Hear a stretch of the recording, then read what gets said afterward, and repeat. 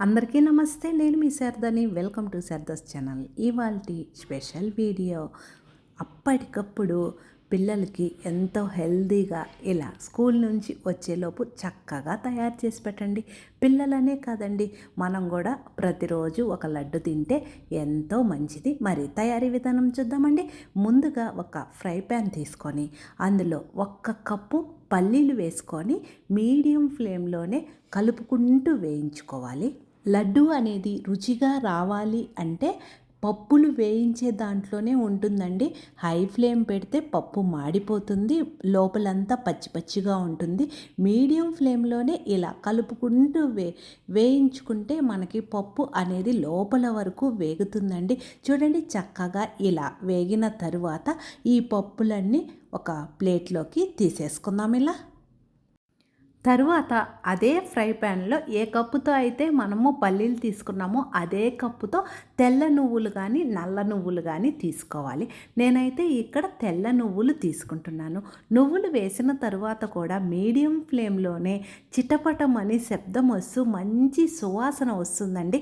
అప్పటి వరకు ఇలా కలుపుకుంటూ వేయించుకోవాలి. నువ్వులు అనేవి కూడా కొంచెం పెద్దవవుతాయి, అప్పటి వరకు వేయించుకోవాలి.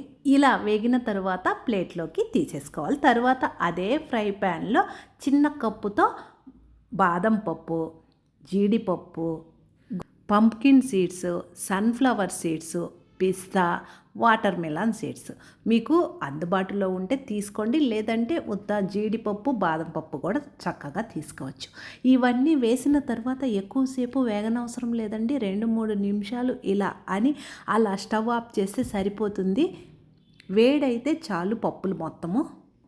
తర్వాత ఇవి కూడా ఒక ప్లేట్లోకి తీసేసుకుందాం. ఇలా మొత్తం పప్పులు ప్లేట్లోకి తీసుకున్న తర్వాత అదే ఫ్రై ప్యాన్లో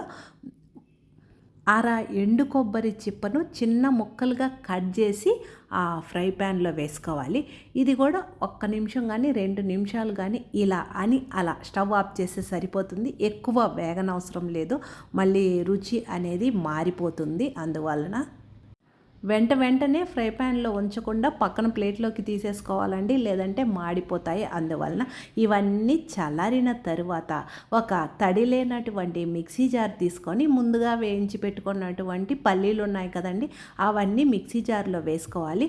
మీకు ఇష్టం లేకపోతే పొట్టు తీసేయవచ్చు, లేదు బాగానే ఉంటుంది అంటే పొట్టుతో సహా పల్లీలు మిక్సీ జార్లో వేసుకొని కాస్త పలుకుగా ఉండేట్లుగా వేసుకోవాలి. మరీ మెత్తగా పౌడర్లా కాకుండా కొంచెం బరకగా వేసుకుంటే సరిపోతుంది.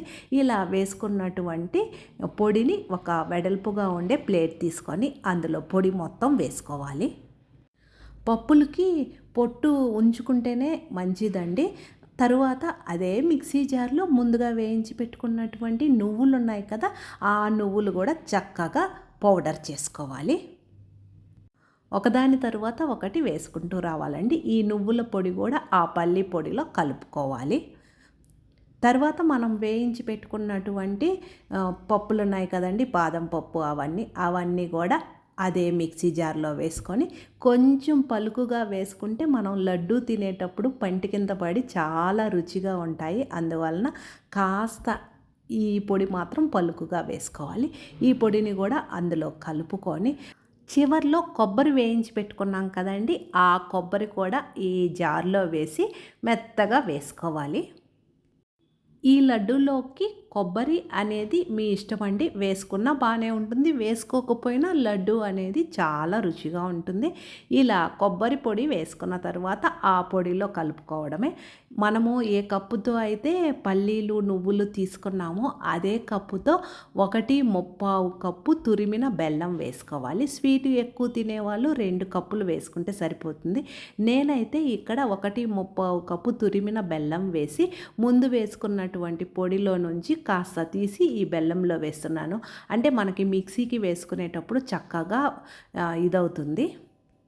ఇలా బెల్లం పొడి వేసుకున్న తర్వాత మనం ముందు పొడి చేసి పెట్టుకున్నాం కదా నువ్వులు పల్లీలు, ఆ మిశ్రమంలో వేసి చక్కగా చేత్తో అన్న కలుపుకోవచ్చు. లేదంటే కాస్త మళ్ళీ మిక్సీకి వేసుకొని కూడా వేసుకోవచ్చు అండి. నేనైతే చాలా చక్కగా ఇలా మొత్తం కలిపాను.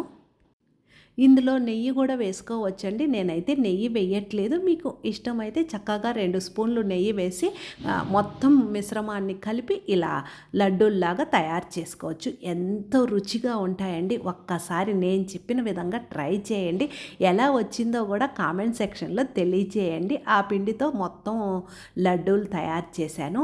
పిల్లల స్నాక్స్ బాక్స్లో పెట్టివ్వచ్చు. మనం కూడా చక్కగా రోజుకొక లడ్డు తిని ఆరోగ్యంగా ఉండవచ్చు. అంతేనండి, ఈ వీడియో ఉపయోగపడుతుంది అనుకుంటే లైక్ చేసి షేర్ చేయండి. మన ఛానల్ని ఫస్ట్ టైం చూస్తుంటే సబ్స్క్రైబ్ చేసుకోండి. Thank you.